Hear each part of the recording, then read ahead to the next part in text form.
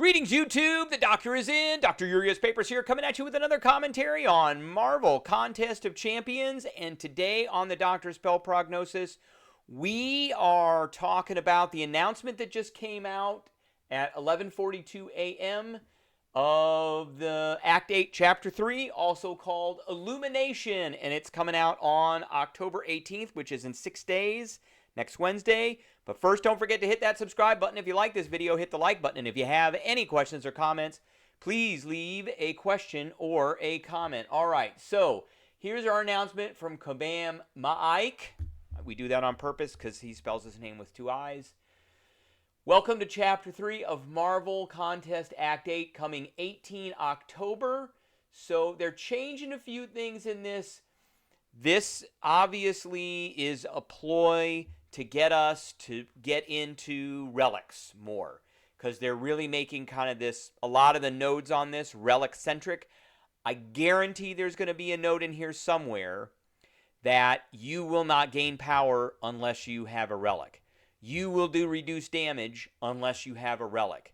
You will something unless you have a relic. So you're going to have to bring in relics on every champion that comes into this.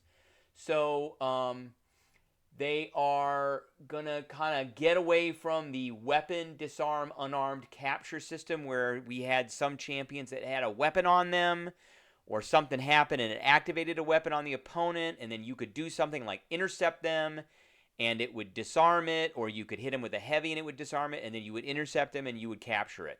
And it gave you a bonus instead. So I thought that was pretty cool, but they're focusing on strikers, which are relic-based, because they really want to push relics.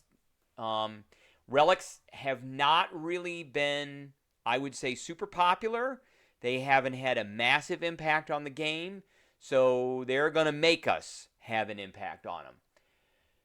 The other change they're making to this is instead of 6 paths per quest, we're getting 3 paths per quest. Now, I think they're going to bump the node energy cost up, but, I mean, you know, that's neither here nor there. So it's going to be less grindy because of that. And that's in this right here. So reduce the scope of this in future chapters from the standard 6 paths per quest to 3 paths per quest. I actually like this. It takes a while to do these, and it can be very grindy, and this makes it less. So it reduces the overhead work required for the content, but also allows us to ensure that every path does make it into the story quest. I don't know why they did that, because SQ means story quest. Is the best. I also think Kabam didn't want to do as much work on this, so having 3 paths instead of 6 means they don't have to do as much coding. So 1 act composed of 4 chapters. We got the standard 4 chapters. And this is the 3rd chapter. Each chapter consists of 6 quests. That's standard. And then chapter 3 has 3 paths with 6 encounters per path. We had 6 encounters per path in chapter 2, but it was 6 paths instead. We've got 3 final bosses, not path dependent. That's the same. And we've got 1 to 3 choice nodes. That's also the same. So the only thing that's changing here are the 3 paths instead of 6. And then the choice nodes are, of course, located right before the final bosses. And allows you to swap out for a non-KO'd 5 or 6-star champion. The freshly swapped in champion will enter the quest at full health, ready to rumble. Okay. So quest energy costs. Each quest consists of 3 paths with an average of 23 nodes per quest. Each path also contains 6 fights plus the final boss. Now, they're not giving us the total energy. They're giving us the total energy for completion is 414. I am not sure. I don't think 414 divided by 23 is 18. Okay. So 18 per, no, that's not right. Yeah, that's right. 18 energy per node. That is insane. Because completion is 1 pass. Okay, so it is going to be 18 energy per node. That's insane. That is insane. Okay. So before we start talking about the new nodes in Act 8, it's important to mention the global nodes. So these are things, so they're adding in one for 7 stars now. That was not there before. And they're adding one in for if you have a spirit gauge. This is associated with your relic. So that's in there as well. So the attacker's spirit gain rate is increased by 200%, and you're going to have to bring relics in, so we might as well just get used to them. And pulling 7 stars. So 7 stars are going to get a permanent attack bonus based on their rank, ranging from 800 to 2800. Okay. We're still getting the same pulling rank for 6 stars. We're getting Hold the Line and Adrenaline Rush still. So strike while the iron is hot. So as mentioned, they're going to take a brief break from building up Act 8 weapon node system to focus on strikers, blah, blah, blah, blah, blah. But they want us to equip relics. That's really what it comes down to, and to build up our spirit gauge. So those of us working on Story Quest, SQ is Story Quest, and up here, remember, SQ Quest is Story Quest Quest. Okay, so those of us working on Story Quest have been enthralled by the interesting challenges and opportunities for strikers.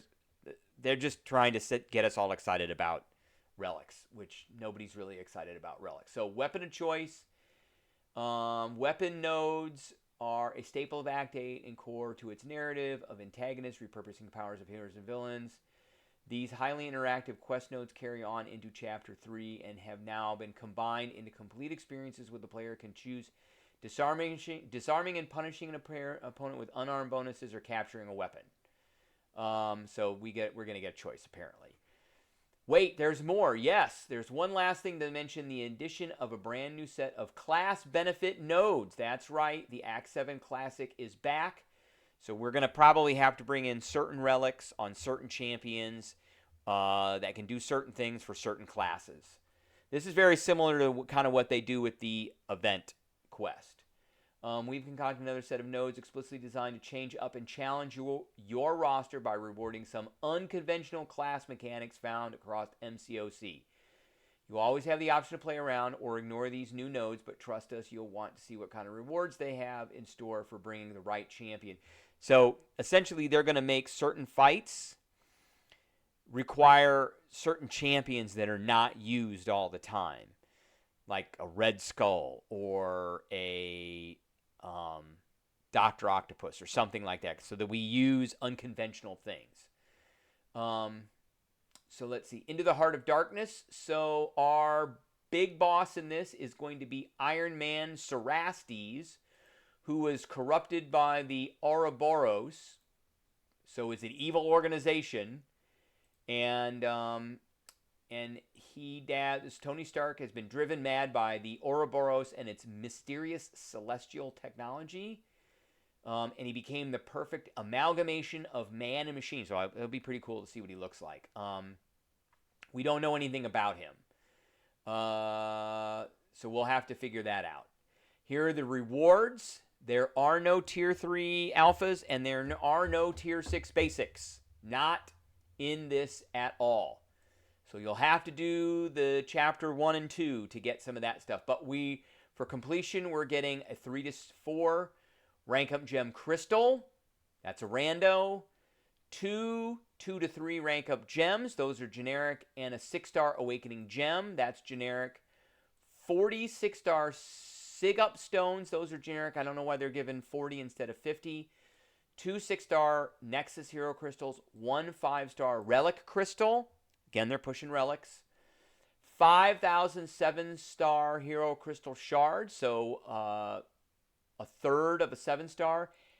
8 25% tier 6 class catalyst crystals. I thought we got 4 of these in Chapter 2 for exploration. And then 1.5 million gold. For exploration, we're getting 1 6-star rank up gem crystal, 4 to 5. So this is a rando. 1 6-star rank up gem, 3 to 4. That's a generic. 1 7-star rank up gem, generic. Rank up from 1 to 2. So They're getting ready. So if a new progression title is coming out, I think it's going to be tied to completing Act 8 and having a certain number of rank 2 7 stars. And this will get you 1/3 of the way. That's just my prediction. That is my prediction, but they are giving us a 7-star rank up gem to rank up anybody that you want, because it's a generic to rank 2. We're getting 1 7-star hero crystal. We're getting 100 tier 2 primordial dust, which is half of what we need to ascend a 6-star. 1 Nexus 5-star relic. So, again, they're pushing the relics. 2,500 7-star Titan shards. So I'm about a little over halfway to a Titan crystal. And 3 million gold. 3 million gold. Okay. So, and then quest and completion rewards are some tier 5 class ISO and some tier 6 class ISO. And then these rewards can only be picked on a pass. So there's 600,000 gold. There's 10,000 5-star relic shards. Again, they're pushing relics. 10,000 6-star hero crystal shards. That's good. 5% tier 6 class catalyst fragment. Crystals, those are randos. 750 7-star hero crystals and 90 units. So that's it depends on the path you're taking. Since there's going to be 6 paths, there's 6 of these. So each one of these is going to have 90 units, 755 of those, and so on and so forth. So that's basically it. That's everything in a nutshell. So I hope everybody enjoyed, and I will catch everybody later.